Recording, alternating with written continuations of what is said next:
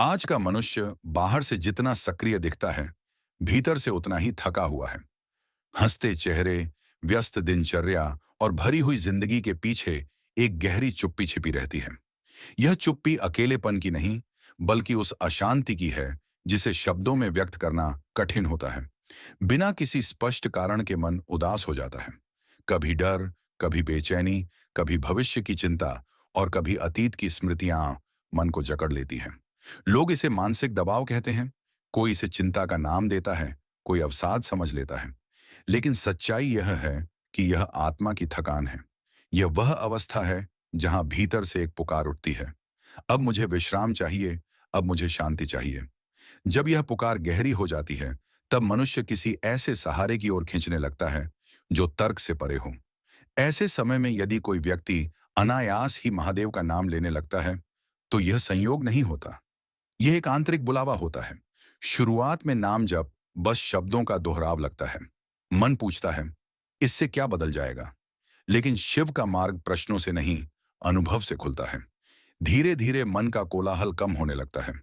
विचार आते हैं, लेकिन उतनी तीव्रता से नहीं। बेचैनी की लहरें धीमी पड़ने लगती हैं। यह कोई तात्कालिक चमत्कार नहीं, बल्कि एक गहरी प्रक्रिया है। शिव का नाम मन को वह आधार देता है जिसकी उसे वर्षों से तलाश थी। जो व्यक्ति निरंतर शिव नाम जप करता है, उसके भीतर सबसे पहले ठहराव आता है। प्रतिक्रियाओं की जगह समझ जन्म लेती है। जो मन पहले हर बात पर उलझ जाता था, अब वह देखना सीखता है। क्रोध की आग जल्दी भड़कती नहीं। दुख आता है, लेकिन भीतर घर नहीं बना पाता। पहले जो बातें मन को तोड़ देती थीं, अब वही बातें सीख बन जाती हैं। यह परिवर्तन धीरे धीरे होता है, लेकिन स्थायी होता है। जैसे किसी ने भीतर की अव्यवस्थित अलमारी को सलीके से सजाना शुरू कर दिया हो। मन के शांत होते ही शरीर भी उसका साथ देने लगता है। सांसों की गति सहज हो जाती है। चेहरे पर तनाव की रेखाएं हल्की पड़ने लगती हैं। आंखों में एक स्थिरता आ जाती है। ये कोई बाहरी सौंदर्य नहीं, बल्कि भीतर की शांति का प्रतिबिंब होता है। लोग इसे पहचान लेते हैं, बिना कारण पूछ बैठते हैं, आजकल कुछ बदले बदले से लगते हो। लेकिन सच्चाई यह होती है कि बदलाव किसी उपाय से नहीं, बल्कि शिव की उपस्थिति से आता है। धीरे धीरे जीवन की दिशा भी बदलने लगती है। जो रास्ते पहले बंद लगते थे, उनमें नए द्वार दिखाई देने लगते हैं। जो लोग सही नहीं थे, वे अपने आप दूर हो जाते हैं। जिनसे जुड़ना आवश्यक था, वे अपने आप जीवन में आ जाते हैं। शिव नाम जब भीतर एक ऐसी ऊर्जा जागृत करता है जो जीवन को सहज प्रवाह में ले आती है। अवसर हमेशा आसपास होते हैं, लेकिन अशांत मन उन्हें पहचान नहीं पाता। जब मन शिव में टिकता है, तब दृष्टि साफ हो जाती है। शिव नाम का प्रभाव नकारात्मकता पर भी पड़ता है। निरर्थक भय, बेवजह की चिंताएं, शिकायत करने की आदत, ये सब धीरे धीरे कमजोर पड़ने लगते हैं। मन अब हर बात को बोझ की तरह नहीं उठाता। जो चीजें ऊर्जा छीनती थीं, उनसे दूरी अपने आप बनने लगती है। यह किसी निर्णय का परिणाम नहीं, बल्कि जागरूकता का फल होता है। नींद भी इस परिवर्तन का साक्ष्य बनती है। जब मन शांत होता है, तो नींद स्वाभाविक रूप से गहरी हो जाती है। विचारों का शोर कम होने लगता है। कई लोग आश्चर्य से कहते हैं कि हमने कुछ अलग नहीं किया, बस शिव का नाम लेना शुरू किया और नींद सुधर गई। क्योंकि चिंता जब कम होती है, तो शरीर को विश्राम मिलना स्वाभाविक है। जैसे जैसे नाम जब भीतर उतरता है, वैसे वैसे व्यक्ति की समझ भी परिपक्व होती जाती है। अब वह हर निर्णय में जल्दबाजी नहीं करता। भीतर से एक संकेत मिलने लगता है, यह सही है, यह नहीं। यह संकेत कोई बाहरी आवाज नहीं, बल्कि शांत मन की स्पष्टता होती है। जब मन साफ होता है, तो जीवन के निर्णय भी स्पष्ट होने लगते हैं।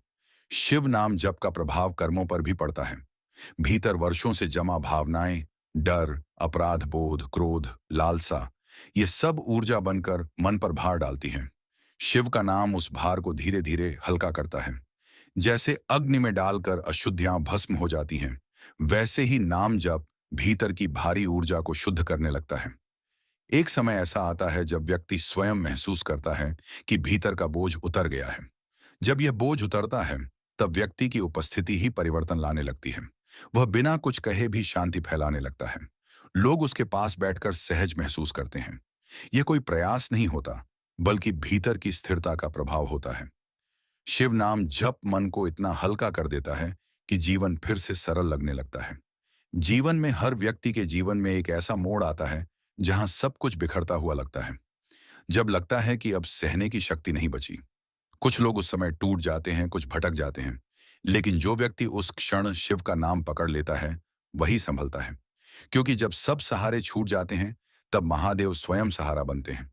एक गहरी सच्चाई यह है कि शिव का नाम जप करना भी मनुष्य की इच्छा मात्र से नहीं होता। यह भी एक कृपा है। यदि आज आपके जीवन में शिव का नाम आ रहा है, तो समझिए यह बुलावा है। यह भीतर की यात्रा की शुरुआत है। जैसे जैसे नाम जप गहराता है, शिव एक विचार नहीं रहते, एक अनुभूति बन जाते हैं। ऐसी अनुभूति जो अकेलेपन में भी साथ देती है और भीड़ में भी शांति देती है। ध्यान तब किसी क्रिया का नाम नहीं रहता, बल्कि एक अवस्था बन जाता है। विचार आते हैं, लेकिन बांधते नहीं। इच्छाएं उठती हैं, लेकिन नियंत्रित रहती हैं।